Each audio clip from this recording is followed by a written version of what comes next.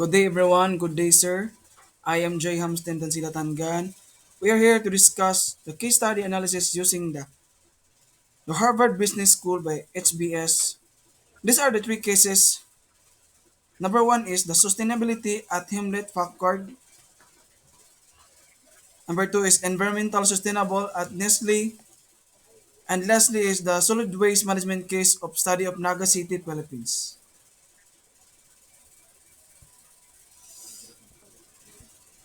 The case the case the environment of sustainability of HP is called it Mr. Dwight Pavlik, September 30, 2019. There's constant pressure on natural world to accommodate the pace on human development, making environmental sustainability more serious concern for everyone. That applies to individuals who may want to make small lifestyle changes up to large organizations who can use their skill and influence to address the issue directly. Among major corporations, Teach Produce HP has made intensive independent commitment to sustainability. From how to the company makes its product to the range of services it offers to support them, takes variety of steps of systematically improve its impact. The company also promotes more efficient product, supports charitable undertakings, and makes financial commitments to sustainable development. These are the evaluation of the case. Social responsibility, number two, environmental conservation, and economic development. What is the sustainability of Hewlett Packard? The bottom line of HP has made many advances in its products and services, such as more energy efficient PCs and printers, duplex printing and print on demand, a carbon footprint calculator for printing, sustainable data centers, helping customers are use less energy, save paper, conserve resources, and reduce waste. How is Hewlett Packard social responsible? HP and SCSR commitments include, but are not limited to, education, healthcare, energy and climate change, and betterment of the society through respect for universal human rights and the environment, acting with integrity and accountability and operating responsible and sustainably. Why do they exist? The reason the company was emerged as reliable corporate sustainability leader is because it has a shown willingness to go above beyond and its responsibility to investors and look at how it can help address some of the world's biggest challenges. How does sustainability affect an organization? You can earn more money and boost your bottom line by making your business more sustainability, reduce business costs, more innovative strategies, and improve reputation, and more new customers who value sustainability all work to increase the amount of money sustainable business earn. The abstract. Sustainability has become the strategic imperative for all business in the 21st century.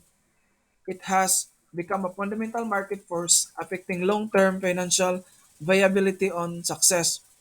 Over the past 2 decades, Hewlett Packard has been moving along the continuum toward environmental sustainability. During the 1980s, HP was the leader in the pollution prevention and control. During the 1990s, HP established a leading product stewardship function. Today, Hewlett Packard is taking big steps to move beyond baseline market expectation and integrative environmental sustainability into its fundamental business strategy. This article explores that processes currently underway at HP all as well as the challenges ahead. Hewlett Packard, what does it take to be number one? Deborah said, I was recently asked to highlight some of Hewlett Packard's environmental printing programs, but after reviewing the materials the PR folks sent, I decided the more interesting story was to reflect on which best practices got HP listed the number one in the Newsweek recent rankings of green companies, as well as the rank highest in the category of electronics by climate counts. So to find out why I referred an interview conducted for the piece I did tips on getting your sustainability project off the ground. Earlier this year, Bonif Nexon HP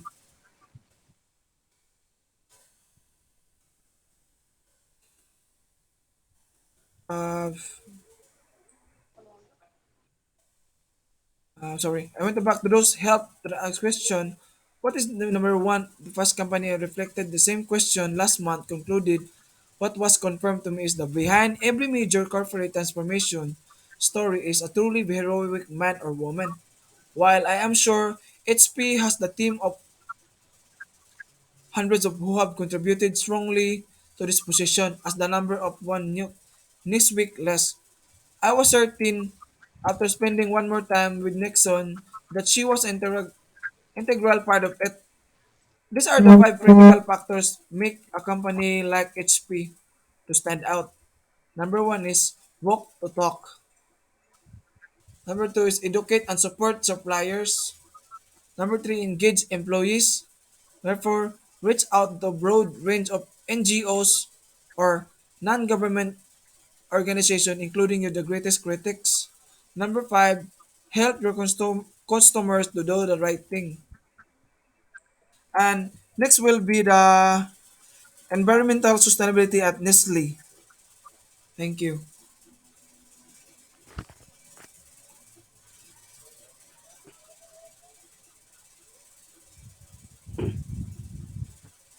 Hello, good day, sir. My name is Secret Lipan Fabric BBA for the environmental sustainability of this case study solution and analysis. Case study method guide is provided to students which determine the aspect of problem needed to be considered while analyzing a case study. It is very important to have a true to have a true reading and understanding of the guidelines provided. However, poor guide reading will lead to misunderstanding of case and failure of analysis. It is recommended to read guidelines before and after reading the case to understand what is asked and how the questions are to be answered. Step 2. Reading the environmental sustainability of Nestle Harvard case study. To have a complete understanding of the case, one should focus on case reading. It is said that case should be read two times. Initially, fast reading so that taking notes and understanding should be done. Initial reading is to get a thorough idea of what information is provided for the analysis. Then a very careful reading should be done. At second time reading of the case, this time highlighting the important point and mark the necessary information provided in the case. The necessary information provided in the case, in addition, the quantitative data in case and its relation with other quantitative or qualitative variables should be given more importance. Also, also manipulating different data and combining with other information available will give new insight. However, all the information provided is not reliable and relevant. When having us reading, following the points should be noted. Nature of organization, nature of nature of industry in which organization operates, external environment that is affecting organization, external environment that is affecting organization, problems being faced by management, identification of communication strategies, any relevant strategy that can be added, control and out of control situation. When reading the case for the second time, following points should be considered. Decision needed to be made and the responsible person to make decision. Objectives of the organization and key players in this case. The compatibility of objectives, if not their reconciliation and necessary definition. Source of constraints of organization from meeting its objectives. After this, the case and guidelines for the reader should go forward and start the analysis of the case. Number 3. Doing the case analysis of environmental sustainability of Nestle. To make an appropriate case analysis, firstly, readers should mark the important problems that are happening in the organization. There may be multiple problems that can be faced by any organization.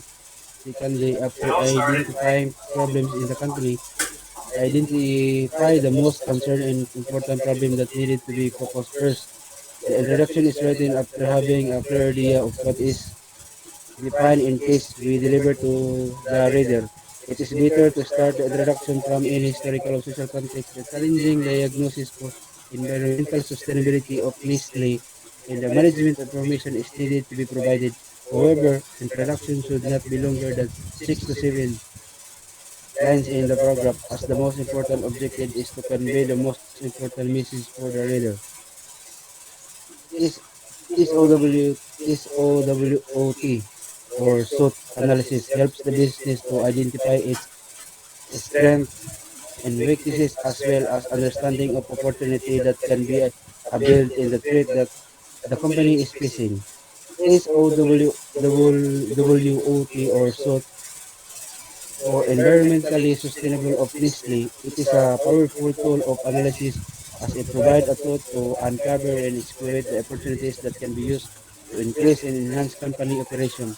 In addition, it also identifies the weaknesses in the organization that will help to be eliminated and manage the threats that would catch and attention of the management.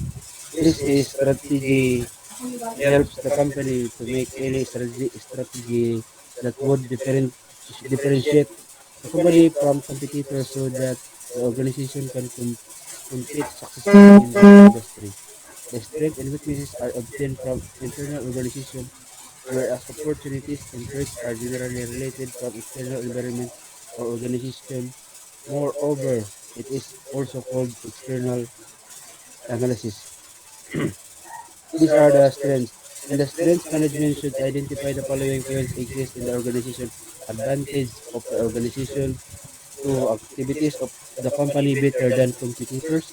Unique resource and low cost resource company have activities and resources market sees as the company's strength.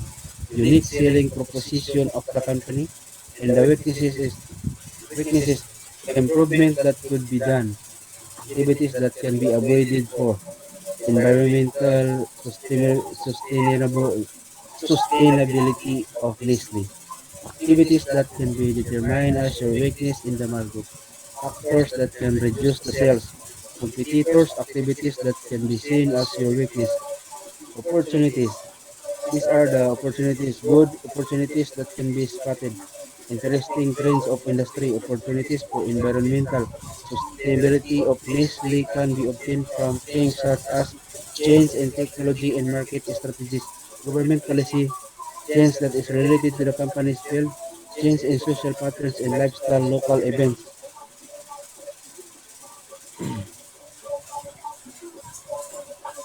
To analyze the business objective and its opportunities and threats, following steps should be followed. Brainstorm and assumption the change that should be made. The organization answer the necessary questions that are related to specific needs of organization. Analyze the opportunities that would be happen due to the change. Analyze the threats and issues that would be caused due to change. Perform cost benefit analysis and take the appropriate action. This analysis. That's all. Thank you. Next. Very good.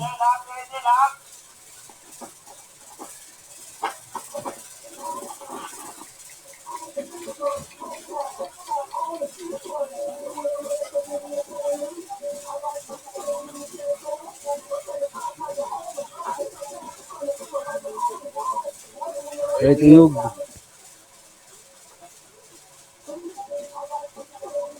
Sir, good day and good everyone. Me and my classmate John Beloso will going to discuss about solid waste management case study of Naga City, Philippines. Country, Philippines, City, Naga City, Province of Camarines Sur.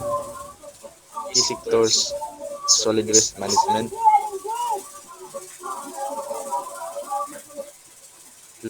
partner, city government of Naga. Naga City Planning and Development Office, Naga City Environment and Natural Resources Office, Naga City Solid Waste Management Office, National Government Department of Environment and Natural Resources, DENR, in our geography and population. Naga City serves as the regional center of the Bicol region located in southern Luzon. In 2014, the population is roughly 225,000.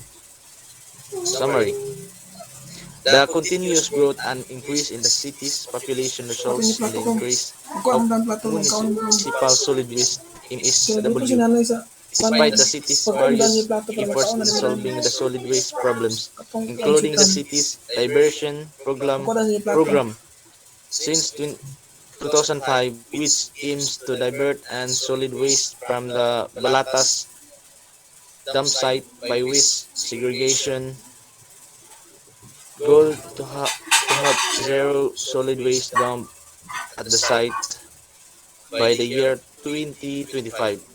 2025. The Balatas dump site is still receiving at least 80 tons of solid waste per day and has now reached its absorptive capacity. The diversion program has so far been able to divert from the dump site only 15% of the total solid waste collected.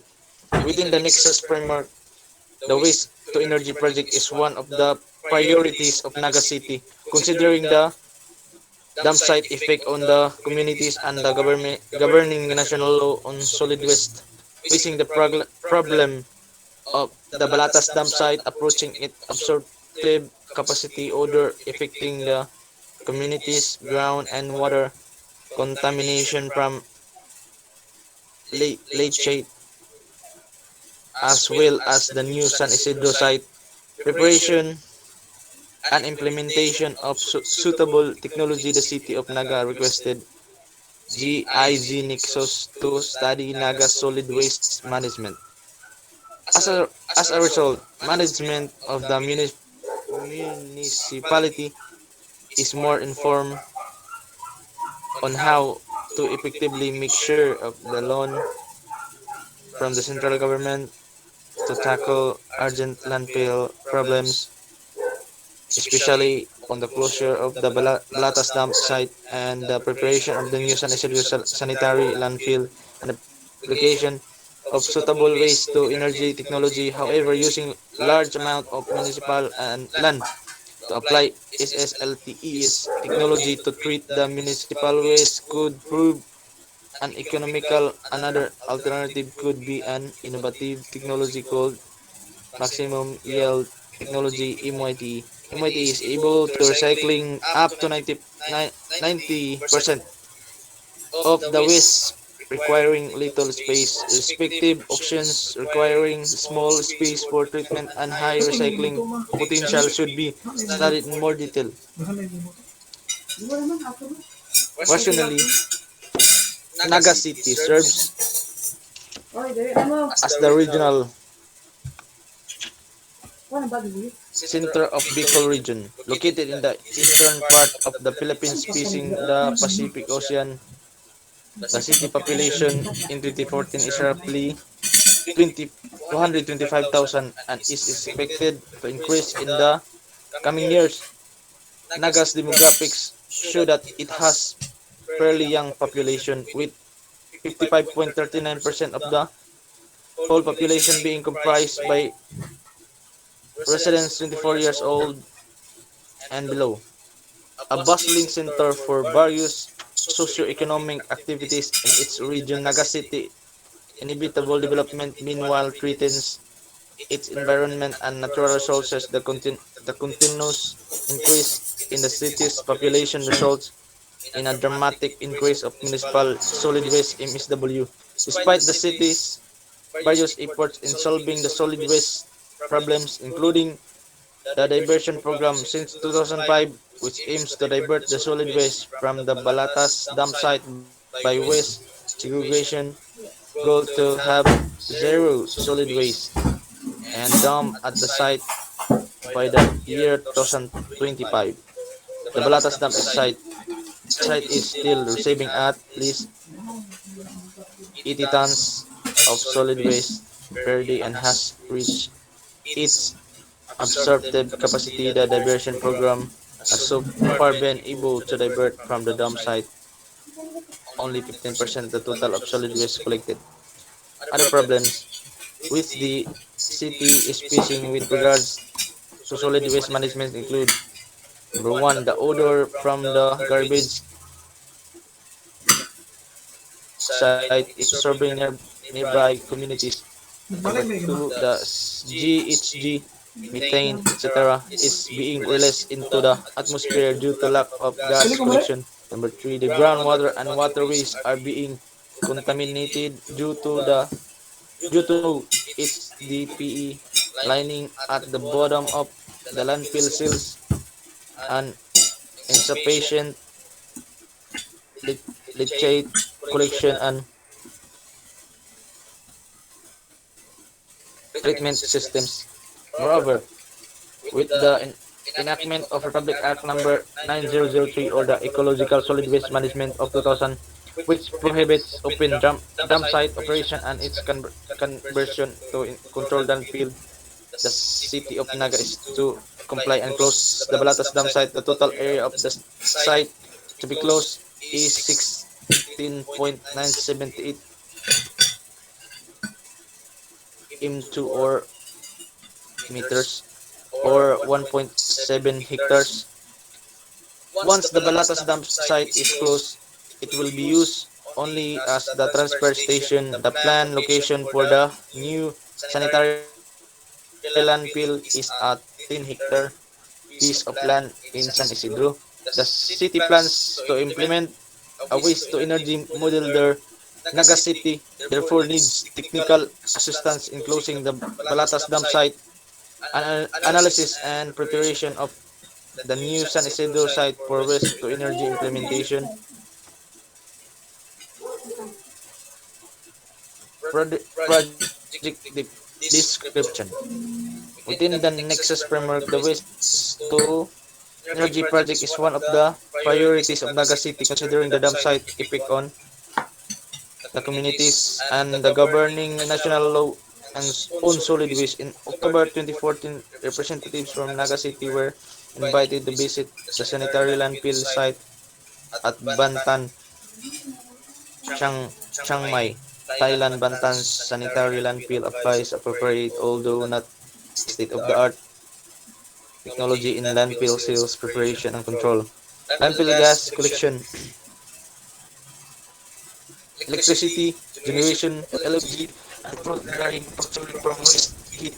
The site designer and operator called the overall above technology sustainable sanitary landfill energy system is SSLTS, facing the problem of the Balatas dam site approaching its absorptive capacity, odor affecting the communities, ground and water, contamination from leachate, as well as the new San Isidro site preparation and implementation of suitable technology. The city of Naga requested GIZ Nexus to support the study by